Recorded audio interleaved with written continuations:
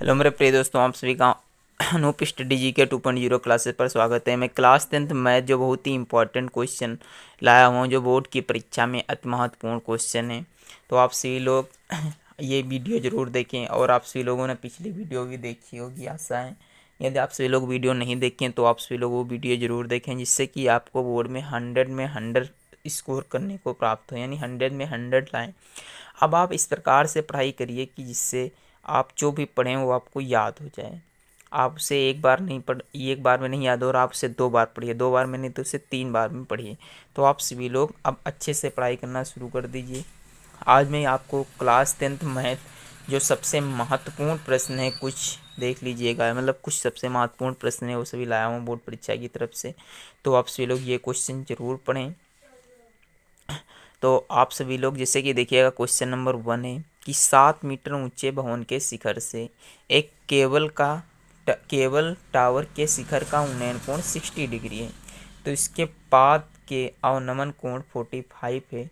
तो टावर की ऊंचाई ज्ञात करो।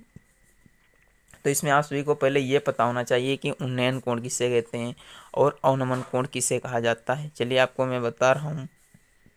सबसे पहले समझिएगा कि उन्नयन कोण कौन सा होता है। देखिए, उन्नयन कोण वह कोण होता है, ऐसे मान लीजिए कि ये कोई मीनार है। क्या है? कोई ये मीनार है, और यहाँ पास कोई एक बालक खड़ा हुआ है। ये कोई आप एक लड़का खड़ा हुआ है, ठीक। ये आप तो लोग जानते हैं, जैसे कि मान लीजिए ये कोई एक लड़का है खड़ा हुआ यहाँ पास से। यहाँ पास मान लीजिए कि ये कोई एक क्या रखी हुई है, मतलब कोई भी वस्तु मान लीजिए यहाँ पास रखी हुई है, और यह नीचे से जब ऊपर की ओर देखा जाता है तो जो ये कोण बनता है, इसे क्या कहा जाता है? उन्नयन कोण कहा जाता है। क्या कहा जाता है इसे? उन्नयन कोण। दूसरी बात समझिएगा, आपका जो दूसरा कोण होता है वो कौन सा होता है?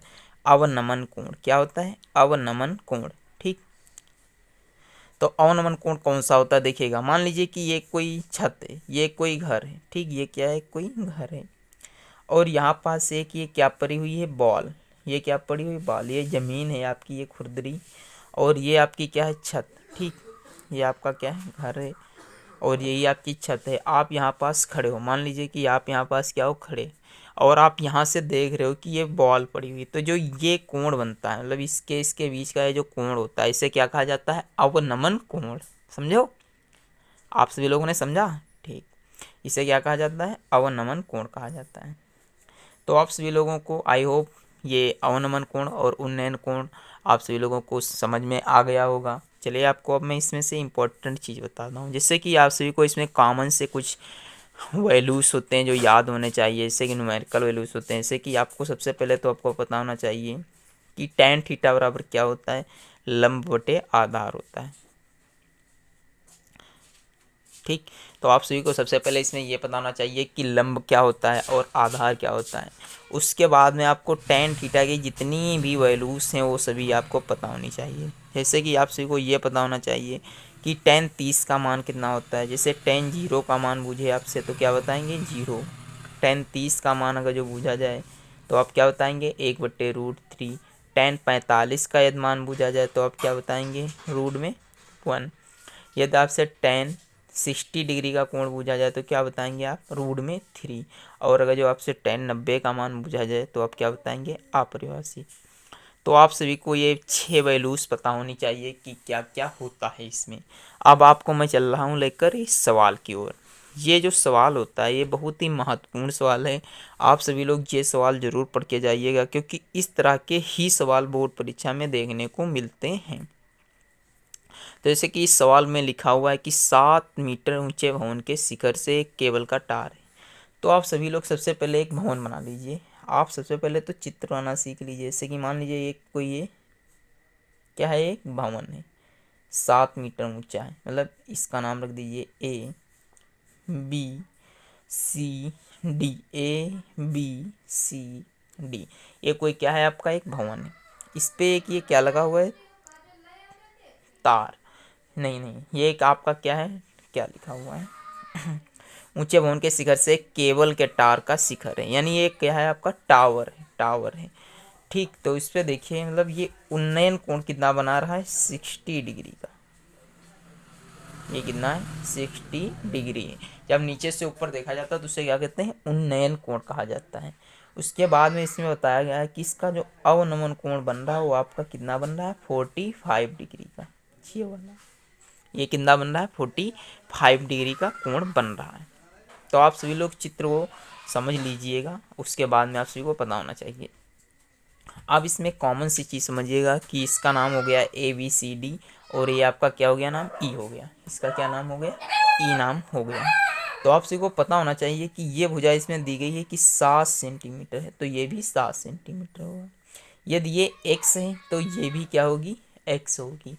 मान लीजिए कि ये पूरी जो ऊंचाई है कितनी h सेंटीमीटर, टावर जो कितना ऊंचा है h सेंटीमीटर का है, तो आपकी जो ये ED की लंबाई आएगी वो कितनी आएगी 7 माइनस h या h माइनस 7, यानी जो ये दूरी है आपकी यहाँ से यहाँ तक ये कितनी h माइनस 7 है। तो आई होप ये आपको फिगर अंडरस्टैंड हो गया होगा, बिल्कुल आपकी समझ में आ गया होगा। अब मैं चल रहा हूँ आपको लेकर सवाल की ओर। आप देखिए कि इसमें त्रिभुज कितने बन रहे हैं। तो सबसे पहले आप लिख लीजिए, क्या लिखे कि कुछ पॉइंट लिखने होते हैं, जैसे कि लिखिएगा माना एक केबल क्या है टावर है। ये जो एक है ये क्या है केबल का टावर है। ये जो है ये क्या है टावर है जिसकी ऊंचाई h मीटर है। मान लीजिए CE, माना CE केबल का टावर है, ठीक, जिसकी ऊंचाई h सेंटीमीटर, कितनी h सेंटीमीटर है। तो आप सभी को पता होना चाहिए कितनी h सेंटीमीटर है। फिर लिखिए माना BC बराबर x सेंटीमीटर। ये जो है आप लिख लीजिएगा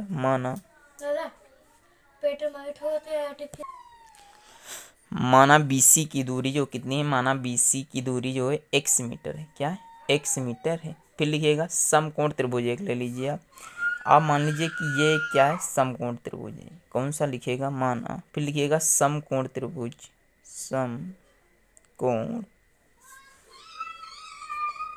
त्रिभुज ABC। देखिए ABC ये आपका क्या है एक समकोण त्रिभुज है। अब आप एक चीज़ इसमें समझ लीजिए, आप लोगों ने पढ़ा होगा एकांतर कोण। कौन सा पढ़ा है आप लोगों ने एकांतर कोण। तो जब ये एकांतर कोण 45 डिग्री है तो ये भी तो 45 डिग्री होगा, क्योंकि ये एकांतर कोण से होता है। अब समझिएगा कि समकोण त्रिभुज ABC में tan थीटा बराबर, अब आप क्या लगाइए सूत्र, tan थीटा बराबर लंब बटे आधार होता है। आप सभी लोगों ने पढ़ा होगा tan थीटा बराबर लंब बटे आधार। तो लंब आपका क्या है AB और आधार क्या है BC। कितना है आधार आपका क्या है AB एंड BC। तो आप सभी को पता होगा कि थीटा की डिग्री की इसमें वैल्यू कितनी है 45, यानी tan 45 बराबर AB आपका है 7 एंड BC आपका है x। तो आपकी tan 45 की वैल्यू होती है 1 बराबर 7/x। तो आपका x बराबर कितना आ गया 7 सेंटीमीटर। ठीक, तो आप सभी को एक वैल्यू पता चल गई। अब आपको ये कोण निकालना है। कौन सा ये कोण। तो इसके लिए भी आप सूत्र लगाइएगा, tan थीटा बराबर लंब बटे आधार होता वही है, तो आप सीधे लिखिएगा tan 60 बराबर tan 60 बराबर होता है लंब बटे आधार। तो आपका इसमें लंब क्या है ED, क्या है ED, और आपका आधार क्या है AD, क्या है AD। तो यानी आपको इसमें क्या लिख सकते हो, यानी tan 60 की वैल्यू कितनी होती है आप सभी को पता है, कितनी होती है 1/√3, नहीं √3 बराबर ED की वैल्यू है 7 माइनस h और AD की वैल्यू कितनी है x सेंटीमीटर। तो x की वैल्यू आपने अभी निकाली है 7, तो इसमें x की वैल्यू आप पुट कर दीजिए, बस ये सवाल आपका फाइनल हुआ। आपको अब क्या करना है x की वैल्यू पुट करना है इसमें, तो सीधे आप लिखिएगा √3 बराबर h माइनस 7 अपान में 7। ठीक, तो आप इसे 13 गुणा कर दीजिए, 7√3 बराबर h माइनस 7। आप इसमें से h निकाल लेंगे ना, तो h जब आप इसमें से निकाल लेंगे तो 7√3 प्लस 7 आ जाएगा। अब इसमें से 7 कॉमन कर लीजिए तो √3 प्लस 1, यही आपका आंसर है। तो आशा है कि आपको फर्स्ट क्वेश्चन कंप्लीट हो गया होगा। चलिए आपको मैं क्वेश्चन नंबर 2 की ओर ले चल रहा हूँ, जिससे कि इसमें से क्वेश्चन नंबर 2 है जो बहुत ही इंपॉर्टेंट क्वेश्चन है। ये आज की वीडियो में जितने क्वेश्चन है बहुत ही इम्पॉर्टेंट क्वेश्चन है सभी। तो आप सभी लोग ये क्वेश्चन जरूर पढ़कर जाइएगा। फिर क्वेश्चन नंबर 2 है कि 20 मीटर 7 मीटर व्यास का एक कुआं खोदा जाता है और खोदने से निकाली गई जो एक मिट्टी होती है उससे क्या बनाया जाता है, एक चबूतरा बनाया जाता है। कितनी दूरी में, 22 मीटर इंटू 14 मीटर वाला एक चबूतरा बनाया जाता है। तो चबूतरे की आपको ऊंचाई बतानी है। जैसे कि आप सभी लोगों ने देखा होगा, मान लीजिए किसी ने एक कुआं खोदा और कुआं, जैसे मान लीजिए कि ये आपका क्या कुआं कैसा होता है, बेलनाकार होता है। कैसा होता है, बेलनाकार होता है। ये आपका कुआं खोदा, तो इसमें से जो मिट्टी निकली है उससे से क्या इन्होंने बनाया है, एक चबूतरा बनाया। क्या बनाया है, एक चबूतरा। तो चबूतरा कैसा होता है आप सभी लोगों को पता है, घनाभ के तरीके का होता है। ठीक, तो ये देखिए ये आपका क्या एक बनाया गया है, चबूतरा। तो इसकी आपको ऊंचाई बतानी है, यानी ये जो एच है वो कितनी, यही आपको बतानी है बस। तो चलिए आपको मैं बता रहा हूँ। हाँ, अब इसमें देख लीजिएगा, इसमें कह रहा है इसका व्यास जो है 7 सेंटीमीटर, तो यानी इसकी त्रिज्या कितनी होगी, 7/2। ठीक, तो आप इसे अब हल करिएगा। सबसे पहले तो आपको पता होना चाहिए कि इसका आयतन नहीं बदलता है। जैसे मान लीजिए एक ये क्या है, गोला। अब इस गोले के चाहे कंचे आपने देखे होंगे, मार्बल्स जो होते हैं इस तरीके से होते हैं। तो क्या इसका आयतन और इसका आयतन बदल जाता है, नहीं। जो इसका आयतन होता है वही इसका आयतन होता है, यानी जो इसका आयतन होता है वही आपका इसका आयतन होता है। चलिए आपको मैं बता रहा हूँ। तो इस प्रकार से आप सभी लोग एक सूत्र लगाइएगा। कौन सा सूत्र लगाइएगा, यहाँ पास वेलन का आयतन बराबर घनाभ का आयतन। वेलन का आयतन बराबर घनाभ का आयतन। तो देखिएगा बेलन का आयतन जो कितना होता है, πr²h, πr²h। और घनाभ का आयतन जो होता है क्या होता है, L×b×h, LBH। तो आप इसकी ऊंचाई को h1 मान लीजिए, इसकी ऊंचाई को h2 मान लीजिए। बस आपको इसमें वैल्यू पुट करनी है और आपका आंसर आ जाएगा। तो आप वैल्यू पुट कर दें कि आप लोग पुट कर दें। चलिए आपको पुट करके ही दिखा रहा हूँ। 22/7 इंटू आर का मान है 7/2 इंटू H1 की वैल्यू कितनी दी गई है इसमें, 20। H2 देखिए, जैसे ये कट गया, 2 से 11 कट गया, 2 से 10 कट गया, 10×7 = 70, यानी 770 बराबर 14×2 = 28, 14×2 = 28, यानी 28, 14×2 = 28 के 8, 14×28 30, 308 H2। तो जब H2 को वैल्यू निकालेंगे तो 770/308 है। इसका जब भाग देंगे तो आपको आंसर प्राप्त होगा 2.5 सेंटीमीटर। तो यानी जो घनाभ की ऊंचाई है आपके चबूतरे की होगी, कितनी होगी, 2.5 सेंटीमीटर ऊंचे। तो आशा है आपको दूसरा क्वेश्चन भी समझ में आ गया होगा। चलिए आपका क्वेश्चन नंबर 3 है, जो बहुत ही इंपॉर्टेंट क्वेश्चन है। इस प्रकार के क्वेश्चन मैंने जितनी वीडियो बनाई है सब में 1 या 2 क्वेश्चन जरूर करवाया है, तो आप सभी लोग वो वीडियो जरूर देखें।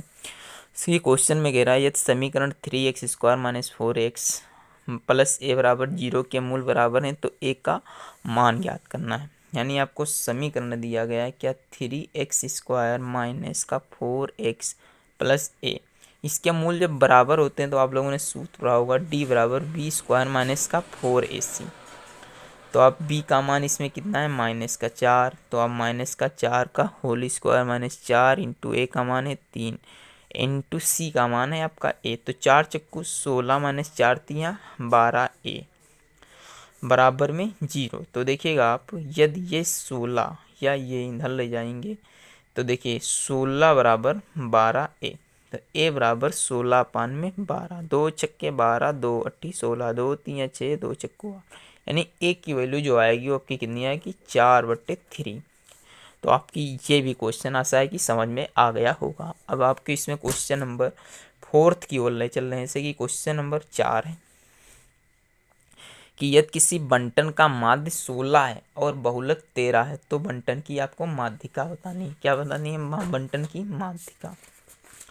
चलिए आपको बंटन की माध्यिका का सूत्र एक सबसे पहले लिख लीजिएगा, इसमें क्या क्या दिया गया है। क्वेश्चन नंबर 3 है इसमें आपको माध्य माध्य दिया गया है 16 और बहुलक दिया गया है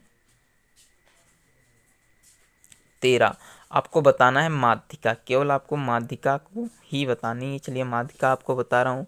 सबसे पहले आप लोगों ने एक सूत्र आप कंठस्थ कर लीजिए, आपको ये बोर्ड परीक्षा में बहुत काम आएगा। इस प्रकार से ये क्वेश्चन बहुविकल्पी में जरूर आता है।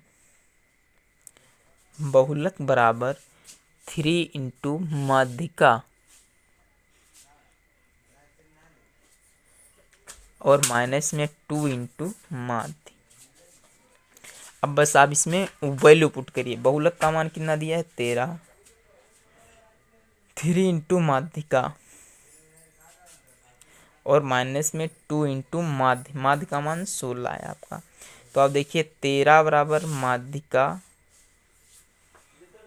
3 माइनस का 32। तो आप माध्यिका का जब आंसर निकालेंगे तो कितना आ जाएगा, माध्यिका बराबर, इस प्रकार से आप देखिएगा। यदि आप माध्यिका का सूत्र निकाल करके माध्यिका ज्ञात करना चाहेंगे तो 32 और माइनस का 32 प्लस का 13, तो यानी माध्यिका बराबर 45/3, यानी भाग देंगे तो आपको 15, यानी जो माध्यिका आपको प्राप्त होगी कितनी प्राप्त होगी, 15 प्राप्त होगी। तो इस प्रकार से आपका एक क्वेश्चन नंबर 4 कंप्लीट हुआ। इस प्रकार के बहुविकल्पी में क्वेश्चन पूछे जाएंगे आपसे 1 या 2 नंबर में। चलिए आपका क्वेश्चन नंबर 5 है,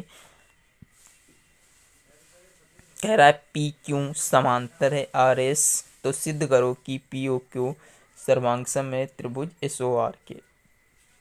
इस प्रकार के जो सवाल होते हैं इसे लगाना बहुत आसान होता है। सिर्फ आप इसमें 2 एंगल इक्वल कर दीजिए, आपका ये जो होगा समरूप हो जाएगा। चलिए आपको मैं बता रहा हूँ इसे किस प्रकार से लगाइएगा। सवाल दिखना चाहिए।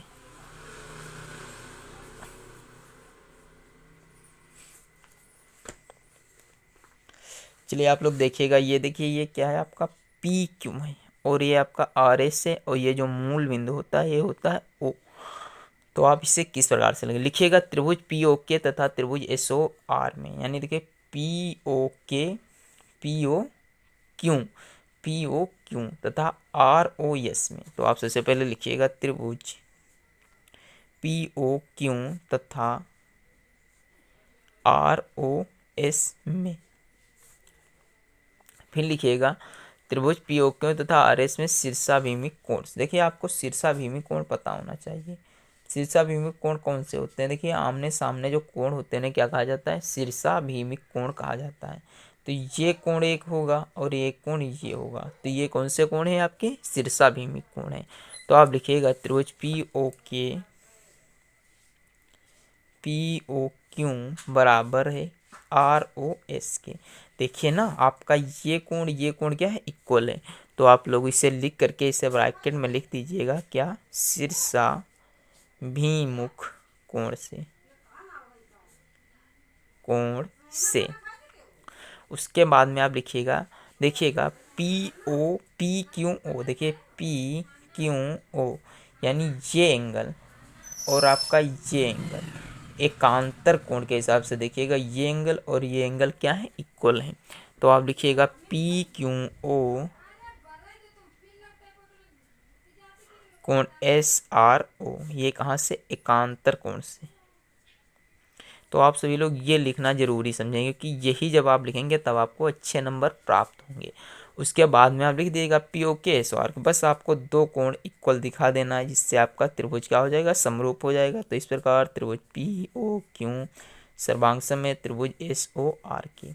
तो इस प्रकार से आपका सवाल कंप्लीट हुआ। अब आप चलिए क्वेश्चन नंबर 6 है, तो इससे आप मैं इसी पर बता देना से कि पाई किस प्रकार की संख्या है। आप लोगों ने पढ़ा होगा कि जो संख्या पी बटे क्यू के रूप में होती है, यानी जो संख्या पी बटे क्यू के रूप में होती है जहाँ क्यू नॉट इक्वल होता है 0, कौन सी होती है, परिमेय संख्या होती है। बट ये कैसी, अपरिमेय संख्या है। देखिए पाई जो है अपरिमेय संख्या है तथा 22/7 परिमेय संख्या है। फिर आपसे पूछ रहा है कि कोसेक 42 का मान होगा, तो आप इससे किस प्रकार से हल करेंगे। आपसे वो मैंने बताया है कि आप एक को इसमें हल कर लीजिए। इसे आप लिखिएगा कोसेक 90 माइनस का 48, कितना, 90 माइनस के 48 बटे सेक तो ये कोसेक 90 माइनस थीटा बराबर होता है सेक थीटा। तो आपका आ जाएगा सेक 48 बट्टे में सेक 48। इससे कैंसिल हो जाएगा तो आपका इसका आंसर कितना आएगा 1। तो आशा है कि आपको ये वीडियो अच्छी लगी होगी। यदि वीडियो अच्छी लगी है तो हमारी वीडियो को सब्सक्राइब करें और चैनल को सब्सक्राइब करें। धन्यवाद।